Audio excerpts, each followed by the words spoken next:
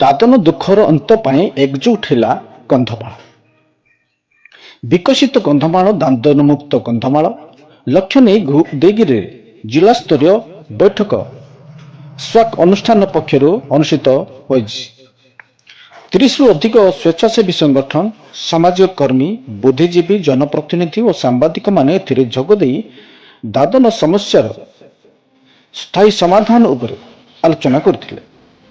ସ୍ଥାନୀୟ ସମ୍ବଳକୁ ବିକାଶ କରି ଯୁବପିଢ଼ିଙ୍କ ପାଇଁ କନ୍ଧମାଳରେ ହିଁ ରୋଜଗାର ସୃଷ୍ଟି କରିବା ଉପରେ ଗୁରୁତ୍ୱ ଦିଆଯାଇଛି। କନ୍ଧମାଳର ପିଲା କନ୍ଧମାଳରେ ରୋଜଗାର ପାଉ, ଏହି ସଂକଳ୍ପ ସହ ଦାଦନ ମୁକ୍ତ ଓ ସ୍ୱାବଲମ୍ବୀ କନ୍ଧମାଳ ଗଠନ ପାଇଁ ସମସ୍ତେ ଏକଜୁଟ ହୋଇଛନ୍ତି।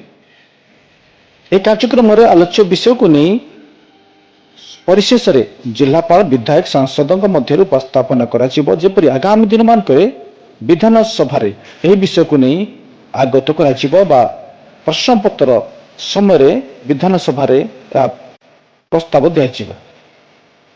ବୈଠକକୁ ସଭାପତି ଆମନ ଚନ୍ଦ୍ର ନାୟକ ପରିଚାଳନା କରିଥିବା ବେଳେ ସମ୍ପାଦକ ଋଷିକେଶ ପ୍ରଧାନ, ସହ ସମ୍ପାଦକ ସଞ୍ଜୀବ ଦିଗାଲ, ଉପଦେଷ୍ଟା ସମୀର କୁମାର ପାଢ଼ୀ ସହଯୋଗ କରିଥିବା ବେଳେ ସାମାଜିକ କର୍ମୀ ସଂଗଠନର ସଦସ୍ୟ ସନ୍ତୋଷ ଦିଗାଲ ଧନ୍ୟବାଦ ଅର୍ପଣ କରିଥିଲେ।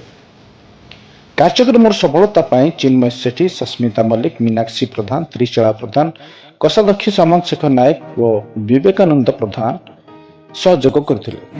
ଆଜି ଯୋଉ ନାଳ ଦେଖୁଛନ୍ତି ସେ ନାଳ 5 ବର୍ଷ ପରେ ଦେଖିବେ 1.5 ଗୁଣ ଏଇଠି ଥିବ। ତେଣୁ ଏଇ ଯୋଉ ପରିପ୍ରେକ୍ଷୀରେ ଆମେ କ'ଣ କରିବା ଦରକାର, ଯେମିତିକି ଆମର ବାବୁ କହିଲେ ଯେ ଆମ ପାଖରେ ରିସୋର୍ସେସର ଅଭାବ ନାହିଁ, କିନ୍ତୁ ଆମ ପାଖରେ ଗୋଟିଏ ଅଭାବ ଅଛି ଆନ୍ତରିକତା। ଯେଉଁ ବିହେଭିଅରାଲ ଚେଞ୍ଜ ବର୍ତ୍ତମାନ ଅଛି, ଆମେ ଯେତେବେଳେ ୟୁଟ୍ୟୁବରେ ଦେଖୁଛେ ଆଉ ଆମର ପିଲା ଆକ୍ସନ ପ୍ଲାନ୍ କରିଲେ ତାପରେ କିନ୍ତୁ ଏଇଟା ଭାଇବ୍ରେସନ ସବୁ ନବାର ଅଛି। ଆଉ ଏଇଟା ଯଦି ୱାନ୍ ଟାଇମ୍ ଗୋଟେ ମିଟିଂ କରିଦେଲେ ସକ୍ସେସ୍ ହେଇଗଲା ବୋଲି ଭାବିଲେ ଗଲା, ସେ ଆଉ କିଛି ଆଗକୁ ବଢ଼ିପାରିବ। ତେଣୁ ଆଉ ସମସ୍ତେ ଏଥିରେ ବି ମୁଁ ତ ଆଶା କରୁଛି ଯେ ଅନୁଷ୍ଠାନର ଲୋକମାନେ ଅଛନ୍ତି, ଆପଣମାନେ ଯଦି ଏଇସବୁ କରିବେ ଆମ ଦ୍ୱାରା ଯେତିକି ସମ୍ଭବ ହେଇପାରିବ ଆମେ ନିଶ୍ଚିତ ସହାୟତା କରିବାକୁ କେବେ ଅତି କମରେ ଆମେ ମଧ୍ୟ କାହିଁକି ଆମେ ପ୍ରତ୍ୟେକ ଏଇ 3 ଦିନ ତଳେ ପରେ ଆସିଲା ରାତି ଅଧରେ ଫୋନ୍ ଯେ ସେ ମରିଗଲା, ତାକୁ କେମିତି ଆସିବ?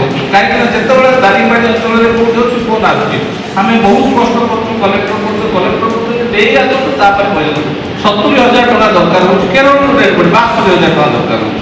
ତେଣୁ ସବୁବେଳେ ଏଗୁଡ଼ାକୁ କେମିତି ଆମେ କ'ଣ ବ୍ୟବସ୍ଥା କରିପାରିବା?